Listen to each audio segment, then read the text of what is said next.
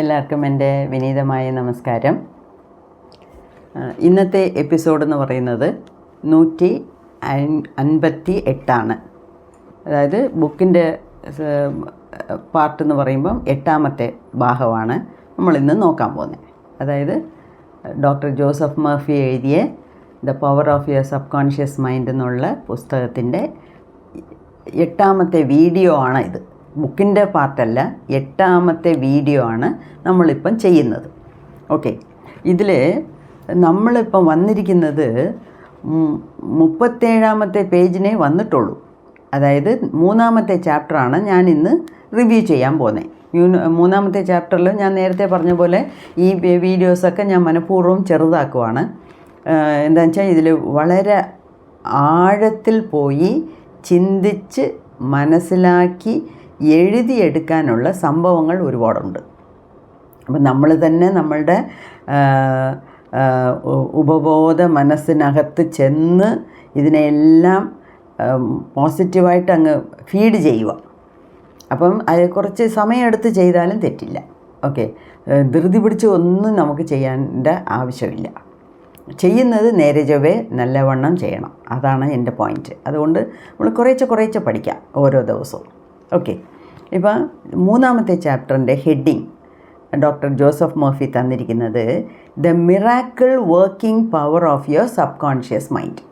അതായത് നിങ്ങളുടെ subconscious മൈൻഡിൻ്റെ miracle working power. Miracle working power എന്ന് വെച്ചാൽ അതിശയിക്കുന്ന പോലെയുള്ള ഇതാണ് മിറാക്കിൾ. ഇല്ല, ഈ അതിശയങ്ങളൊക്കെ ചെയ്യാൻ പറ്റുന്ന വിധത്തിൽ പവർഫുള്ളാണ് നമ്മുടെ ഓരോരുത്തർക്കും തന്നിരിക്കുന്ന സബ് കോൺഷ്യസ് മൈൻഡ് എന്നാണ് പറയുന്നത്. ഓക്കെ, ആ ചാപ്റ്റർ തന്നെ കുറേ ഉണ്ട്, ഒരുപാട് കാര്യങ്ങളുണ്ട്. അത് 1, 2, 3 വീഡിയോകളിലായിട്ടാണ് ഞാൻ 3 വീഡിയോ ആയിട്ടാണ് പറയാൻ പോകുന്നത്.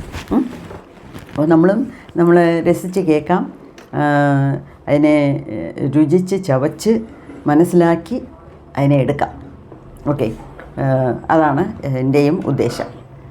അപ്പം ഇതിൽ ഈ 158ാമത്തെ എപ്പിസോഡിന് ഞാനായിട്ടൊരു ടൈറ്റിൽ ഉണ്ടാക്കുക. എന്നുവെച്ചാൽ ഈ ടൈറ്റിലായിരിക്കും ഞാൻ അപ്ലോഡ് ചെയ്യുമ്പം എഴുതുന്നത്. അത് എനിക്ക് ഇത്രയും ഒരു 4-5 പാരഗ്രാഫ് വായിക്കുമ്പോഴേ അതിൽ ഏറ്റവും ഇഷ്ടപ്പെട്ട ഒരു വാക്കായിരിക്കും ഞാൻ അതിന് ടൈറ്റിലായിട്ട് ഇപ്പോൾ കൊടുക്കുന്നത്. ഓക്കെ, അതിൽ ഇതെന്താ ടൈറ്റിൽ എന്തുവാണോ, as in heaven so on earth. As in heaven so on earth, ഇതാണ് ഇതിൻ്റെ ടൈറ്റിൽ. അതിൻ്റെ എന്തുവാന്നുള്ളത് നമ്മൾ വിശദീകരിച്ച് നോക്കാം. ഓക്കെ, അതിൻ്റെ വിശദീകരണം പുറയിലാണ്. ഇതിൽ നമ്മുടെ ഓത്തർ ഉണ്ടല്ലോ, അതായത് ഈ ബുക്കിൻ്റെ ഓത്തർ, അതായത് ഡോക്ടർ ജോസഫ് മർഫി പറയുവാണ് 1955 നടന്ന ഒരു സംഭവമാണ് ഇപ്പോൾ ഇതിനകത്ത് ബുക്കിൽ എഴുതിയിരിക്കുന്നത്. 55 ഞാൻ പോലും ജനിച്ചിട്ടില്ല. ഓക്കെ, 1955 വർഷം ഋഷികേശിലെ യോഗ ഫോറസ്റ്റ് യൂണിവേഴ്സിറ്റി എന്ന ഒരു യൂണിവേഴ്സിറ്റിയിൽ ഇദ്ദേഹം ഒരു ലെക്ചർ കൊടുത്തുകൊണ്ടിരുന്നു, ക്ലാസ് എടുത്തുകൊണ്ടിരുന്നു, പ്രഭാഷണം നടത്തിക്കൊണ്ടിരുന്നു. ഓക്കെ, അതിൽ ഇപ്പോൾ ഡോക്ടർ ഒരു ലെക്ചർ കൊടുക്കുന്നു എന്ന് പറയുമ്പം മറ്റേ ഡോക്ടേഴ്സൊക്കെ ആയിരിക്കും അതിനെ കേൾക്കാൻ വരുന്നത്, ഇല്ലയോ? അതുപോലെ ബോംബെയിൽ നിന്ന് ഒരു വിസിറ്റിംഗ് സർജൻ വന്നിരുന്നു. ആ ബോംബെയിലത്തെ വിസിറ്റിംഗ് സർജൻ നമ്മുടെ ഡോക്ടർ മർഫിയുടെ കൂടെ മീറ്റിംഗ് കഴിഞ്ഞ പിന്നീട് ചുമ്മാ ഇരുന്ന് സംസാരിച്ച് കാണും. അപ്പം ഈ ബോംബെ ഡോക്ടർ വേറൊരു ഡോക്ടറിനെ കുറിച്ച് നമ്മുടെ ജോസഫ് മർഫി അടുത്ത് പറയുന്നു. ആരെക്കുറിച്ച് പറഞ്ഞു എന്ന് വെച്ചാൽ ഒരു സ്കോട്ടിഷ് സർജൻ. സ്കോട്ട്ലാൻഡ് എന്ന് കേട്ട് കാണും, ഹിസ്റ്ററിയിലെങ്കിലും എപ്പോഴെങ്കിലും പഠിച്ചു കാണും, സ്കോട്ട്ലാൻഡ്. അപ്പോൾ ഈ സ്കോട്ടിഷ് സർജൻ, അദ്ദേഹത്തിൻ്റെ പേര് ഡോക്ടർ ജെയിംസ് എഡൈലി. ഈ ഇഡൈലിയൊക്കെ ഞാൻ ശരിക്ക് അത് ഉച്ചാരണം ശരിക്ക് ചെയ്യുന്നു അദ്ദേഹത്തിൻ്റെ പേര് എന്നുള്ളത് എനിക്കറിയാൻ വയ്യ. നമ്മൾ ഡോക്ടർ ജെയിംസ് എന്ന് വെച്ചോളാം, നമുക്ക് പരിചയപ്പെട്ട ഒരു പേര്. ഓക്കെ, സോ ഡോക്ടർ ജോസഫ് മർഫിയെടുത്ത് ബോംബെയിലുള്ള ഒരു ഡോക്ടർ ജെയിംസ് എന്നുള്ള സ്കോട്ടിഷ് സർജനെ കുറിച്ച് പറയുക. ഓക്കെ, ഈ സംഭവം 120 വർഷത്തിന് മുമ്പേ നടന്നതാണ്. 120 വർഷത്തിന് മുമ്പേ എന്ന് വെച്ചാൽ 1843 തൊട്ട് 1846 വരെ നടന്ന കാര്യങ്ങളാണ്. അതായത് ഡോക്ടർ ജെയിംസ് ചെയ്ത കാര്യത്തിനെ കുറിച്ചാണ് ഈ ബോംബെയിലെ വിസിറ്റിംഗ് സർജൻ നമ്മുടെ ഡോക്ടർ ജോസഫ് മർഫി അടുത്ത് പറയുന്നത്. അങ്ങനെ ഡോക്ടർ ജെയിംസ് എന്ത് ചെയ്തു എന്ന് വെച്ചാൽ, അക്കാലത്ത് 120 വർഷത്തിന് മുമ്പേ ഈ അനസ്തീസിയ കൊടുക്കുന്ന സംവിധാനം ഇല്ല. അനസ്തീസിയ എന്ന് വെച്ചാൽ എന്തുവാ? ലോക്കൽ അനസ്തീസിയ ഉണ്ട്, മരവിപ്പിക്കുന്നത്. ഇപ്പം കയ്യിലെങ്ങാനും ഒരു പുണ്ണ് വന്നു, അതിനെ ഒരുപാട് വ്രണമായി, അതിന് ഒരു ചെറിയ ഓപ്പറേഷനൊക്കെ ചെയ്ത് അതിനെ ക്ലീനിങ് ഒക്കെ ചെയ്യണമെന്ന് പറഞ്ഞാൽ ലോക്കലായിട്ട് ആ സ്ഥലത്തിനെ മരവിപ്പിക്കും. ചിലപ്പം ഈ നട്ടെല്ലിൽ ഒരു ഇഞ്ചക്ഷൻ കൊടുത്ത് മരവിപ്പിക്കും. ചിലപ്പം ജനറൽ അനസ്തീസിയ കൊടുക്കും. അപ്പോൾ അതിനൊക്കെ പല റൂൾസൊക്കെ ഉണ്ട്. അപ്പം നമ്മളുടെ വിഷയം അതല്ല. നമ്മളുടെ സംഭവം, നമ്മൾ സംസാരിക്കാൻ പോകുന്ന ഈ സംഭവം എപ്പം നടന്നതാണ്? ഈ അനസ്തീസിയ കണ്ടുപിടിക്കുന്നതിന് മുമ്പേ ഉള്ള കാര്യം. Okay, right. അപ്പം ഈ ആൻറ്റിസെപ്റ്റിക് ഇല്ല. ആൻറ്റിസെപ്റ്റിക് എന്ന് വെച്ചാൽ എന്തുവാ? ഈ പുണ്ണിനൊക്കെ നമ്മൾ കുറേ മരുന്നുകളൊക്കെ ഇടുമല്ലോ. ഇപ്പോൾ ഫോർ എക്സാമ്പിൾ ഡെറ്റോൾ ഇട്ട് കഴുകും, ഡെറ്റോൾ ഇട്ട് തുടയ്ക്കും. പിന്നെ ഒരുപാട് മരുന്നുകളൊക്കെ ഉണ്ട്. ഈ ജംഗ്ഷൻ വയലറ്റ് എന്നൊക്കെ പറയും, അതൊക്കെ ഇട്ട് പൂശും. അതൊക്കെ ആൻറ്റിസെപ്റ്റിക്കാണ്, അതായത് പഴുക്കാതിരിക്കാൻ ഉള്ള മരുന്നുകളാണ്. അപ്പോൾ അക്കാലത്ത് അതൊന്നും ഇല്ല, കണ്ടുപിടിച്ചിട്ടില്ല. ആ സമയത്ത് നടന്നതാണ് ഇത്. ഓക്കെ, അവിടെ ഈ 43 തൊട്ട് 46 വരെ ഈ 3 വർഷകാലത്തിൽ ഡോക്ടർ ജെയിംസ് ഏകദേശം ഒരു 400 ഓപ്പറേഷൻസ് ചെയ്തിട്ടുണ്ട്. ഈ 400 ഓപ്പറേഷൻസും പേഷ്യൻറ്റിൻ്റെ ദേഹത്ത് എവിടെ ചെയ്തെന്ന് വെച്ചാൽ വളരെ സെൻസിറ്റീവായിട്ടുള്ള ഏരിയാസിലാണ് ചെയ്തിരിക്കുന്നത്. എവിടേക്കാണോ? കണ്ണ്, കാത്, തൊണ്ട. ഇക്കാലത്ത് നമ്മൾ ENT സർജൻ എന്ന് പറയത്തില്ലയോ? ENT സർജൻ എന്ന് പറഞ്ഞാൽ ഐസ്, നോസ്, ത്രോട്ട്, കണ്ണ്, മൂക്ക്, തൊണ്ട. ഇത് മൂന്നിനും കണക്ഷൻ ഉണ്ടെന്ന് നമുക്കേ അറിയാം. നമ്മൾ ചിലപ്പം കരഞ്ഞാലേ ചിലപ്പോൾ ഇവിടെ ആയിരിക്കും നമുക്ക് അതിൻ്റെ ഫീലിംഗ് അറിയുന്നത്. അതിൻ്റെ ഒരു ഉപ്പ് കരിക്കുന്ന വെള്ളം പോലും ഇവിടെ കാണും, നമുക്ക് ഫീൽ ചെയ്യാൻ പറ്റും. അതേപോലെ നോസ്, ജലദോഷം പിടിച്ചാൽ തൊണ്ടയിലായിരിക്കും അത് ബാധിക്കുന്നത്.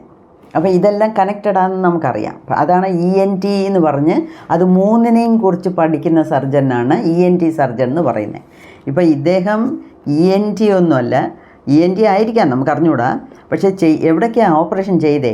ഏറ്റവും സെൻസിറ്റീവായിട്ടുള്ള കയ്യിലോ കാലിലോ തുടയിലോ അങ്ങനൊന്നുമല്ല, കണ്ണിൽ, പിന്നെ കാതിൽ, പിന്നെ തൊണ്ടയിൽ.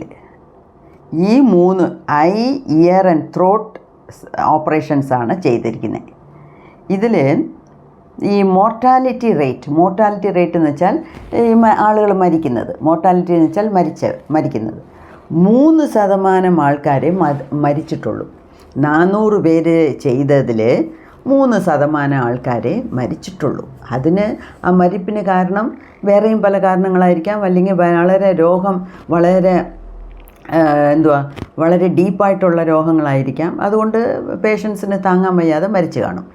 ഓക്കെ, ഇതിലെല്ലാം പുറമേ നമുക്ക് ഇതിൽ പറയാൻ വരുന്ന ഡോക്ടർ ജോസഫ് മർഫി നമുക്ക് പറയാനുള്ളത് എന്തുവാന്ന് വെച്ചാൽ, അതായത് ഇദ്ദേഹം ഡോക്ടർ ജെയിംസ് ഈ ഏകദേശം 400ഓളം ഓപ്പറേഷൻസ് ചെയ്തില്ലയോ, ഇതെല്ലാം ഈ അനസ്തീസിയ കൊടുക്കാതാണ് ചെയ്തിരിക്കുന്നത്. ഇപ്പം നമ്മുടെ വീട്ടിലും വയസ്സായവരൊക്കെ ഉണ്ട്.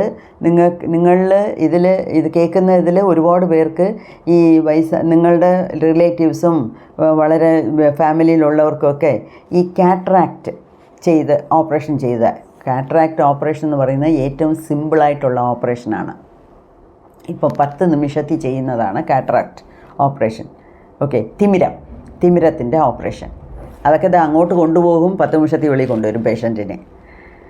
അതിനുപോലും ഇവിടെ മരവിപ്പിച്ചിട്ടാണ് അവർ ചെയ്യുന്നത്. ഓക്കെ, അപ്പം അക്കാലത്ത് അത്രയും സെൻസിറ്റീവായിട്ടുള്ള കണ്ണിനകത്തും കാതിനകത്തും തൊണ്ടയ്ക്കകത്തും ഇദ്ദേഹം ചെയ്യുമ്പം അനസ്തീസിയ കൊടുക്കാതെ വേറൊരു മെത്തേഡിലല്ല ചെയ്യുന്നത്. അതെന്തൊരു മെത്തേഡാണ്? ഇപ്പം നിങ്ങൾക്ക് കറക്റ്റായിട്ട് ഗസ് ചെയ്ത് കാണും, ഹിപ്നോട്ടിക് മെത്തേഡ്. ഈ ഹിപ്നോട്ടിസം എന്ന് പറഞ്ഞാൽ നിങ്ങൾക്കറിയാമല്ലോ, പേഷ്യൻറ്റിനെ കിടത്തി ഉറങ്ങുന്ന സ്റ്റേജ് വരെ കൊണ്ടുവന്ന് ഈ ഡോക്ടർ പേഷ്യൻറ്റിൻ്റെ ഉപബോധ മനസ്സിൻ്റെ അടുത്ത് സംസാരിക്കും. ഓക്കെ, സംസാരിച്ച് ആ പേഷ്യൻറ്റിനെ കൊണ്ട് അതിനെ വിശ്വസിപ്പിക്കും. അതിന് പിന്നെ ഓപ്പറേഷൻ നടത്തും. ഇതാണ് ടെക്നിക്ക്. മനസ്സിലായോ? അതാണ് ഹിപ്നോട്ടിസം. ഈ ഡോക്ടറിൻ്റെ ഓപ്പറേഷൻ സംബന്ധിച്ചവരെ ഹിപ്നോട്ടിസം ഇങ്ങനെയാണ് ചെയ്യുന്നത്. അപ്പം പേഷ്യൻറ്റിനെ ആദ്യം കിടത്തുക, അതിന് ഉറക്കുന്ന രീതിക്ക് നിങ്ങളിപ്പോൾ ഉറങ്ങും, 5 നിമിഷമായി 10 നിമിഷമായി അങ്ങനെ ഉറങ്ങും എന്നൊക്കെ പറഞ്ഞ് ഉറക്കുന്ന സ്ഥിതിയിൽ ഉറങ്ങുന്ന സ്റ്റേജ് വരെ എത്തിപ്പിച്ചിട്ട് നിങ്ങൾ ഉറങ്ങിക്കോ, ഒന്നും ആകുന്നില്ല, നിങ്ങളുടെ കണ്ണ് ശരിയാകും, ഞാൻ ജസ്റ്റ് ഒന്ന് ടച്ച് ചെയ്യാൻ പോവുകയാണ്, നിങ്ങൾക്ക് ഒരു വേദനയും കാണത്തില്ല, ഞാനിപ്പം ചെയ്യാം, കണ്ണ് തുറന്ന് നിങ്ങൾ ഉറങ്ങി എണ്ണിക്കുമ്പോഴത്തേക്ക് കണ്ണ് നേരെയാകും, ഇങ്ങനെയൊക്കെ ആയിരിക്കും പറഞ്ഞത്. ഓക്കെ, ഇങ്ങനെയൊക്കെ പറഞ്ഞ് ആ പേഷ്യൻറ്റിൻ്റെ സബ് കോൺഷ്യസ് മൈൻഡിൽ പോയി സംസാരിച്ച് പേഷ്യൻറ്റിനെ അതിനെ വിശ്വസിക്കാൻ വയ്ക്കും. അതാണ് ഹിപ്നോട്ടിക് ടെക്നിക്ക്. അദ്ദേഹം ഈ വെറും ഹിപ്നോട്ടിക് ടെക്നിക്ക് വെച്ച് 120 വർഷത്തിന് മുമ്പേ 400 അങ്ങനത്തെ ഓപ്പറേഷൻ ചെയ്ത് അതിലും 97% സക്സസ് റേറ്റ് എന്ന് വെച്ചാൽ ആലോചിച്ച് നോക്കണം. അപ്പം ഇവിടെ ഹീറോ ആരാ? ഡോക്ടറല്ല, പേഷ്യൻ്റല്ല, ആ പേഷ്യൻറ്റിൻ്റെ സബ് കോൺഷ്യസ് മനസ്സാണ് ഇവിടുത്തെ ഹീറോ. അപ്പം സബ് കോൺഷ്യസ് മൈൻഡിൻ്റെ അടുത്ത് നമ്മൾ ബോധ്യപ്പെടുത്തിയാൽ എല്ലാം ചെയ്തു, എല്ലാം നടന്നു എന്നർത്ഥം. ഓക്കെ, അതൊരു കാര്യം. അപ്പം നമ്മളുടെ വിചാരങ്ങളാണ്, നമ്മളുടെ ചിന്തകളാണ് നമ്മളുടെ ലൈഫിലെ അനുഭവങ്ങളായിട്ട് മാറുന്നത്. അപ്പോൾ ചിന്താഗതി എങ്ങനെ ഇരിക്കണമെന്നുള്ളതിന് നമ്മൾ വേറെ ഒന്നും പറയേണ്ട, വേറെ ഒരു ഉദാഹരണവും പറയേണ്ട. ഒരുത്തൻ നല്ല രീതിയിൽ ജീവിക്കുന്നു എന്നുണ്ടെങ്കിൽ അവൻ്റെ ചിന്താഗതി നന്നായിട്ടുണ്ട് എന്നർത്ഥം. ഓക്കെ, അതാണ്. അപ്പം നമ്മൾ വേറെ രീതിയിൽ ചിന്തിച്ചാൽ അവർക്ക് എങ്ങനെ, അത് നമ്മൾ നെഗറ്റീവായിട്ട് അതുപോലും ചിന്തിക്കേണ്ട. നല്ല രീതിയിൽ ഒരുത്തൻ ജീവിക്കുന്നെങ്കിൽ അവൻ്റെ ചിന്താഗതിയും അവൻ്റെ ജീവിത ശൈലിയും കറക്റ്റാണ്, പോസിറ്റീവാണ് എന്ന് മാത്രം നമ്മൾ അതിനെ കണ്ടു പഠിച്ചാൽ മതി. അല്ലെങ്കിൽ എന്തുവാന്നുള്ള നെഗറ്റീവ് തോട്ടേ വേണ്ട. എന്തു പറയുന്നു? കറക്റ്റ്. പിന്നെ ഒരു അമേരിക്കൻ എസ്സേയിസ്റ്റ്, ഈ എസ്സേ ഈ ന്യൂസ് പേപ്പറിലൊക്കെ എഴുതുന്നില്ല, അതുപോലെ എസ്സേയിസ്റ്റ് റാൽഫ് വാൽഡോ എമേഴ്സൺ, അദ്ദേഹത്തിൻ്റെ പേര്. അമേരിക്കൻ റൈറ്ററാണ്, എഴുതുന്ന ആളാണ്, എഴുത്തുകാരൻ. അദ്ദേഹം പറഞ്ഞത്, man is what he things all day long. Man is what he things all day long. അതായത് ഒരു ദിവസം പൂരാ അവൻ എന്ത് ചിന്തിക്കുന്നോ അതായിട്ട് അവൻ മാറും. അപ്പം ഞാൻ നന്നായിട്ട് പഠിക്കണം, വലിയ ആളാവണം എന്ന് ചിന്തിച്ചാൽ അവൻ നന്നായിട്ട് പഠിക്കും, നല്ല വലിയ ആളാകും. എനിക്കൊന്നും വയ്യ, എനിക്ക് പഠിത്തത്തിലൊന്നും അത്ര പോരാ, എനിക്ക് സാമർഥ്യം ഇല്ല, അല്ലെങ്കിൽ എനിക്ക് ജോലിയൊന്നും ചെയ്യാൻ വയ്യ എന്ന് വിചാരിച്ചാൽ അവൻ അങ്ങനെ തന്നെയായിരിക്കും. അവൻ്റെ ഉന്നതി, അവൻ്റെ ഉയർച്ച എന്ന് പറയുന്നത് ആ ലെവലിലേ കാണത്തുള്ളൂ. അതാണ് പറയുന്നത്, man is what he things all day long എന്ന് വെച്ചാൽ ഇന്ന് ഞാൻ വിചാരിച്ചത് നാളെ ഞാനാകും, അങ്ങനെയല്ല. അവൻ ഓൾ ഡേ ലോങ് എന്ന് വെച്ചാൽ അതിൻ്റെ മുഖവിലയ്ക്ക് എടുക്കരുത്, ജസ്റ്റ് അതിൻ്റെ അർത്ഥം മനസ്സിലാക്കണം. അതായത് ഒരുത്തൻ എങ്ങനെ ചിന്തിക്കുന്നോ അതുപോലെ അവൻ ആവും. അപ്പം പോസിറ്റീവായിട്ട് ചിന്തിച്ചാൽ അവൻ വലിയ ആളാകും, നെഗറ്റീവായിട്ട് ചിന്തിച്ചാൽ അവൻ ഒരിടത്തും എത്തത്തില്ല. അത്രയേ ഉള്ളൂ, അത്രയും മനസ്സിലാക്കിയാൽ മതി. ഓക്കെ. സോ നമ്മൾ നമ്മുടെ സബ് കോൺഷ്യസ് മൈൻഡിൽ ഈ ഉപബോധ മനസ്സിൽ നമ്മൾ എന്ത് അതിനെ പറഞ്ഞ് ധരിപ്പിക്കുന്നോ അതിൻ്റെ റിസൾട്ട് നമുക്ക് എത്തിച്ചു തരും. അതിന് എന്തൊക്കെ പവറുണ്ട്? മിറാക്കിളാണ് അത് ചെയ്യുന്നത്. നമ്മുടെ ഉപബോധ മനസ്സ്, ഈ ഉപബോധ മനസ്സ് ഞാൻ എപ്പോഴും പറയുന്നില്ല, ഞാൻ സബ് കോൺഷ്യസ് മൈൻഡിനെ പറഞ്ഞേക്കാം, അതായിരിക്കും എനിക്ക് എളുപ്പം. അപ്പം നമ്മളുടെ ഈ സബ് കോൺഷ്യസ് മൈൻഡിൽ നമ്മൾ എന്ത് ഫീഡ് ചെയ്യുന്നോ, എന്ത് അതിനെ ബോധ്യപ്പെടുത്തുന്നു, എന്ത് പറഞ്ഞ് അതിനെ ബോധ്യപ്പെടുത്തുന്നോ അതുപോലെ നമുക്ക് കാര്യങ്ങൾ നടത്തിത്തരും. അപ്പം എന്തൊക്കെ അകത്ത് ഉള്ളിലിടണ്ടേന്നുള്ളത് നമ്മൾ 100% ആലോചിച്ച് വേണം ചെയ്യാൻ.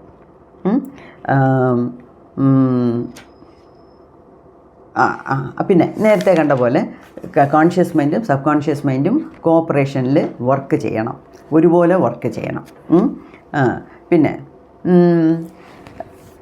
അപ്പം നമ്മളുടെ സബ് കോൺഷ്യസ് മൈൻഡിൽ നമ്മൾ എന്ത് പതിച്ച് വയ്ക്കുന്നോ അതുപോലെ നമ്മളുടെ ജീവിതം മാറും.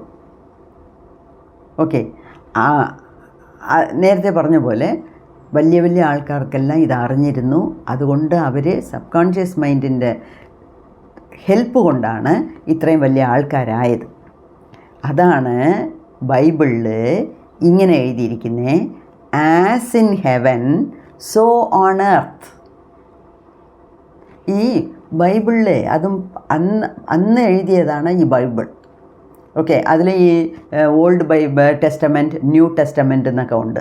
ഈ ഓൾഡ് ടെസ്റ്റമെൻറ്റ് എന്ന് പറയുന്നതാണ് ഒറിജിനൽ ബൈബിൾ. ആ ബൈബിളിൽ എഴുതിയിരിക്കുന്നത് അതിൻ്റെ ഇംഗ്ലീഷേ വേറെയാണ്. അത് ഷേക്സ്പിയറിയൻ ഇംഗ്ലീഷ് കൂടല്ല, അതിനേക്കാട്ടിലും കട്ടിയുള്ള ഇംഗ്ലീഷാണ്. നമ്മളുടെ ഇംഗ്ലീഷിനും ആ ഇംഗ്ലീഷിനും ഒരുപാട് വ്യത്യാസമുണ്ട്.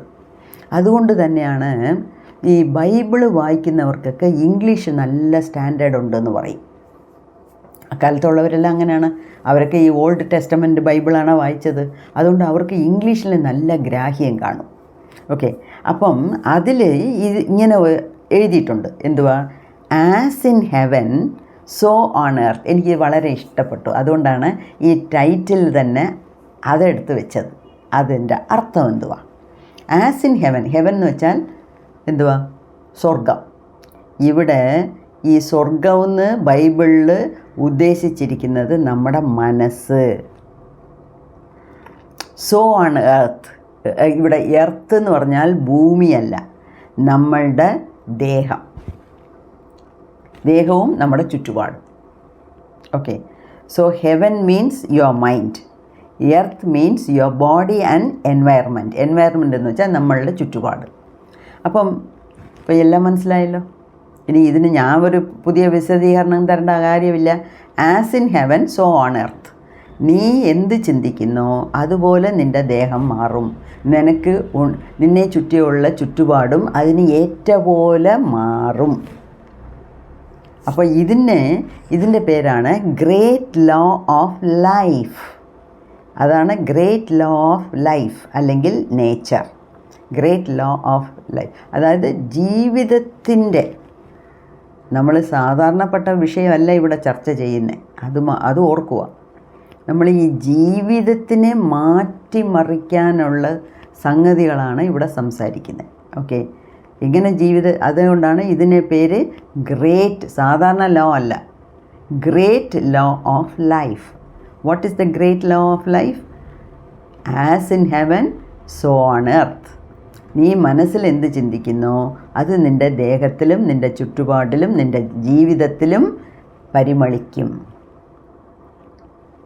എന്നാണ് പറയുന്നത്. അതുമാത്രമല്ല,